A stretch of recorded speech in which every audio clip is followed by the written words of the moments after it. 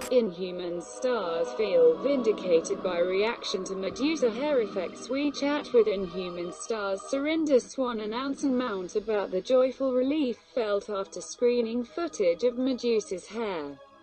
In a world filled with social media critics who are quick to shower praise or utter condemnation at the drop of a hat, releasing a new project, especially one based on something as intensely popular as a Marvel property, can be a bit intimidating. Will it be faithful as sacrilege, creative or tacky? It is hard to win in this environment, especially when folks are basing their opinions on fleeting moments of special effects. This is something Inhumans star Surinder Swan is more than aware of when we sit down to chat the day after the Inhumans San Diego Comic-Con panel. The panel the night before went over well, and even had some fun at the expense of the online trolls who went digitally nuclear when the first Inhumans teaser dropped in May, revealing Swan as Medusa, an Inhuman queen famous for her magic-like hair that constantly moves with a life of its own, due to the special effects being unfinished. The teaser included a wig that left die-hard fans less than thrilled, and pop culture sharks out for blood in the water. Yet the SDCC panel began with Swan and Jeff Loeb, Executive Vice President of Marvel Television, mocking the derision at the red-headed wig that Swan now wears in the ABC series. Perhaps they knew they could, because only moments later they unveiled over 10 minutes of footage, plus an extended Inhumans trailer that featured Medusa's hair in full spitting glory, proving it does have a fluid quality when it swims through the air like it were water, and defends the Inhuman queen from creepy attention. The audience erupted.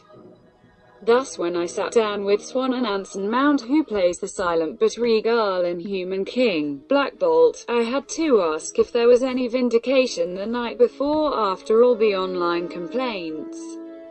"What are you talking about?" Swan laughs. "With my hair. Everyone loved it right off the bat." She then appears to take delight in the character's new reception post-SDCC.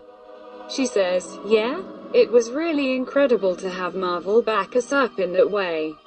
And this is the thing, Marvel does the most incredible CGI, they just do it. I think the CGI of the hair is one of the first times they ever had to do it in history at this capacity, so it was just waiting and trusting. And yeah, when the critics first came out and talked about my wig head, it's hard because I'm really invested in her and I love her. And I know this whole other side we can't talk about yet." And so to have everybody come on board last night and just see all the videos and the pictures, and just the swell of support, it meant the world to me.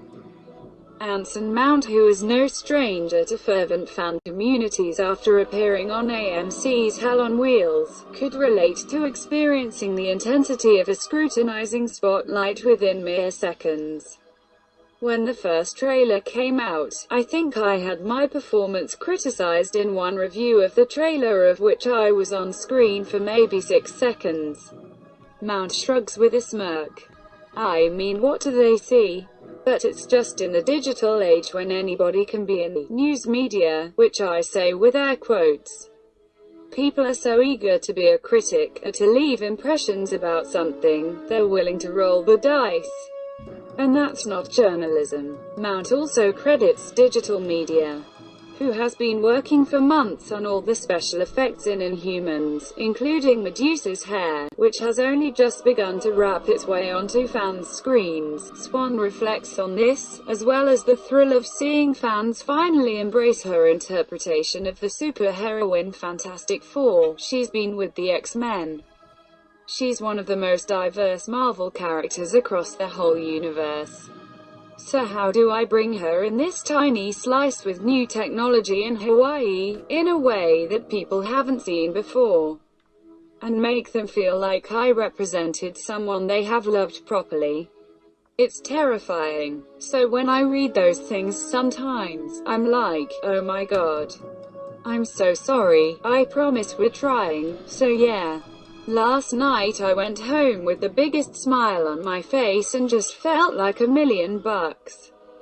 It was great. Both actors also hope their versions of these characters will offer something fresh in the increasingly saturated superhero market. Whereas most superheroes are about normal people granted extraordinary abilities, particularly at Marvel, the Inhumans are literally based around royalty and the kind of strange psychology that breeds, even in beings with superpowers, says Mount. I think from the very beginning of drama, we're interested in the gods, and from the Renaissance, we're interested in the royals. Because they deal with something that most of us don't have to deal with, which is situations where politics is thicker than blood. There's something about it that we watch thinking, would I be able to survive in this? What would I do? What kind of family member or royal would I be? Fans will get to ponder just that when Inhumans premieres first in IMAX theaters on Sept. 1 and then on ABC on September 29th. Read and download the full Den of Geek SDCC Special Edition magazine here.